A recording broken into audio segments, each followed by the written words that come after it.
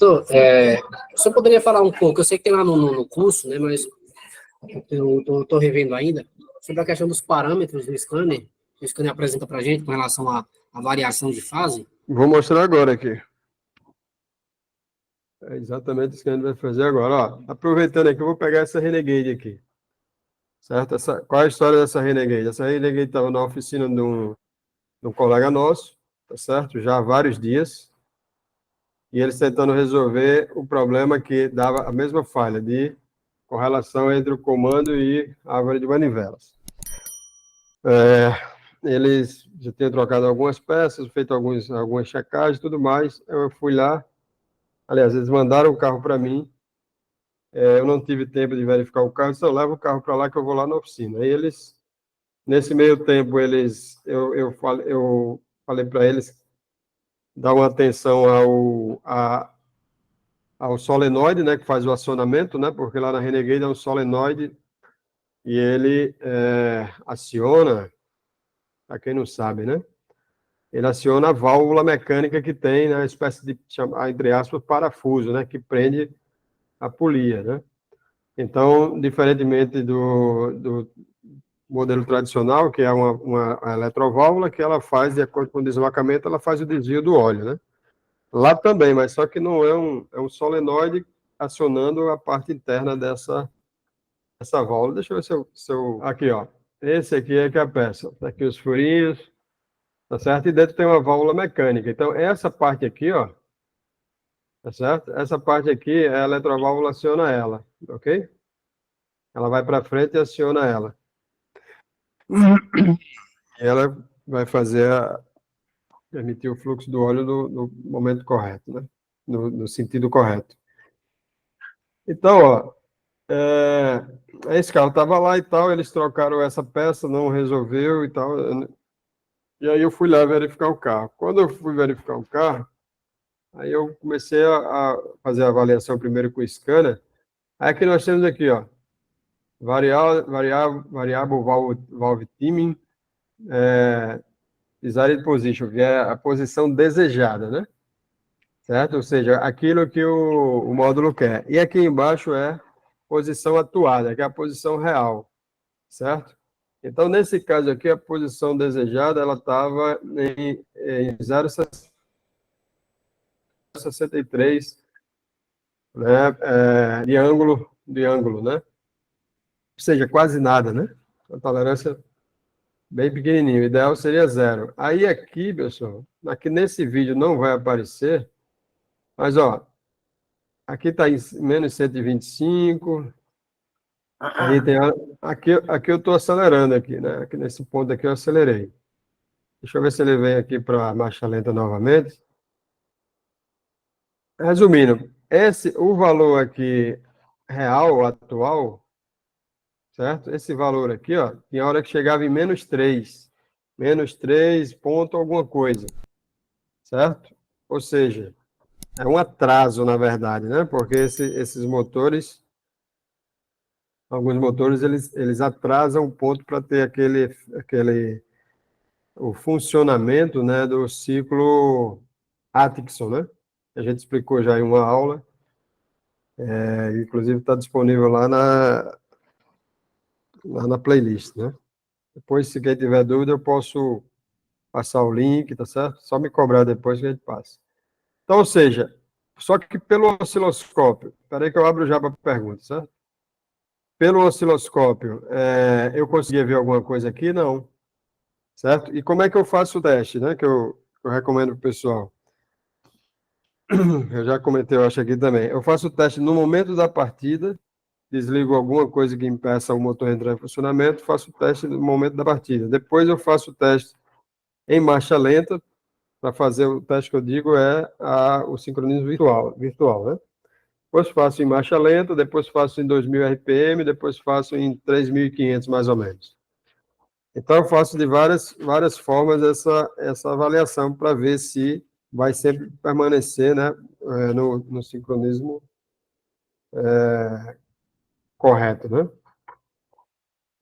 Então, nós vamos apresentar aqui a nossa Black November. Então, todo mês de novembro, tá certo? Nós estamos com uma super promoção, mais uma super promoção dos nossos treinamentos. Então, nessa do Black November, nós estamos com nossos cursos online, todos os nossos cursos com 50% off, 50% de desconto em todos os nossos cursos. Então, curso de injeção eletrônica do básico ao avançado, curso IDEA, né, que é focado na interpretação de diagramas elétricos automotivos, certo? Que vai te servir não só para injeção eletrônica, mas para qualquer curso, qualquer área que você trabalhe, ok? Trabalhamos também a eletricidade básica, curso osciloscópio e transdutores, então você vai ter um curso onde você vai aprender o osciloscópio desde a base e também a utilização dos transdutores no diagnóstico avançado. Nós temos o nosso curso de GDI, injeção direta, bastante robusto também, e o nosso curso de REDICAM e alternador inteligente, certo? Onde todos são 5 cursos, com uma média de preço em torno de R$ 400 com esse desconto, e você ainda pode parcelar em até 12 vezes se desejar.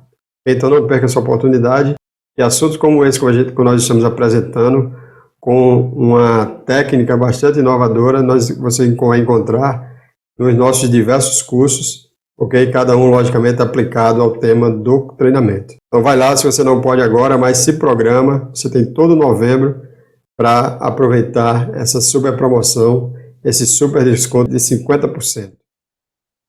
Mas a marcha lenta, que é a nossa referência, normalmente para fazer o sincronismo virtual, né? E no momento da partida, né? Porque quando a gente acelera, você vai ter um deslocamento dos comandos, né? Mas partida em marcha lenta, ela para estar no sincronismo da referência. No caso aqui, eu uso a referência da doutoria, vocês devem ter outras referências, mas a gente precisa da referência, né?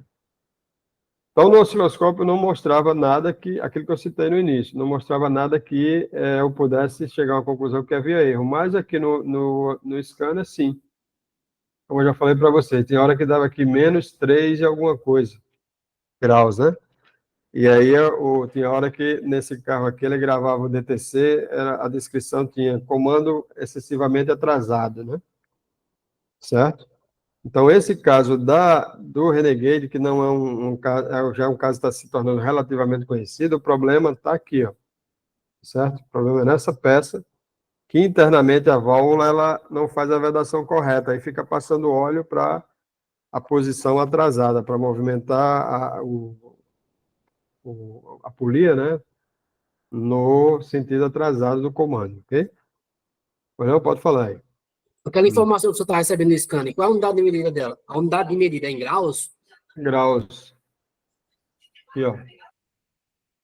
Ângulo, certo? Aqui é degrees, né? Que está abreviado, que é em inglês. E ângulo, né? Porque esse está em inglês aqui, esse computador. Esse computador não é scanner. Então, qual uma característica que vai te ajudar, né? Que tem me ajudado e vai ajudar vocês, certo? Quando a gente tem um problema relacionado ao fluxo de óleo, tá certo? Eu não tenho polia quebrada, né? Problemas de quebra, problema mecânico. Esse defeito normalmente varia. Aliás, varia não, ele é intermitente. Ora o carro está normal, ora o sistema vai identificar a falha, tá certo?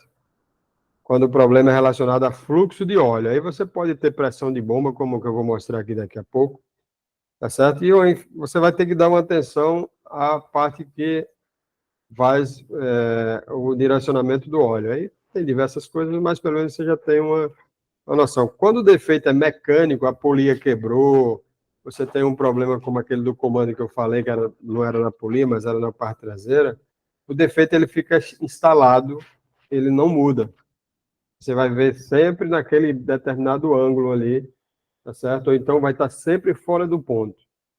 Isso aí, claro, pode ter exceções, mas a minha experiência que eu tenho observado bastante isso. Quando o defeito é mecânico, tem alguma quebra, certo? O defeito ele fica o tempo todo fora do ângulo. Você vai passar se for problema relacionado à polia, quando você se for caso você trabalhe com análise com transdutor, você vai ver que vai estar fora, sempre, né?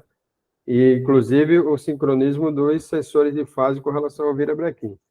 Quando o problema é de circulação, quando é a parte hidráulica, pode ser desde um óleo mal aplicado, tá certo? bomba de óleo, por isso que a primeira coisa que tem que fazer é testar a pressão de óleo, independente se o motor está fazendo barulho ou não, tá certo? Então, a primeira coisa, verificar a pressão de óleo. A pressão de óleo está ok? Tá. E aí depois você vai fazer a avaliação do restante do sistema, né? Pelo que o senhor falou aí, 3 graus é muito pouco, né? A tolerância é pouca, né? É porque o motor, lembra que eu falei lá no início, o sinal de rotação em fase ele vai servir para diversas aplicações na estratégia de funcionamento do motor. Então, ele não pode cometer erro, principalmente se for injeção direta, né? Aproveitando aqui a oportunidade, ok? A injeção tem que estar correta. Então, e não é só a injeção.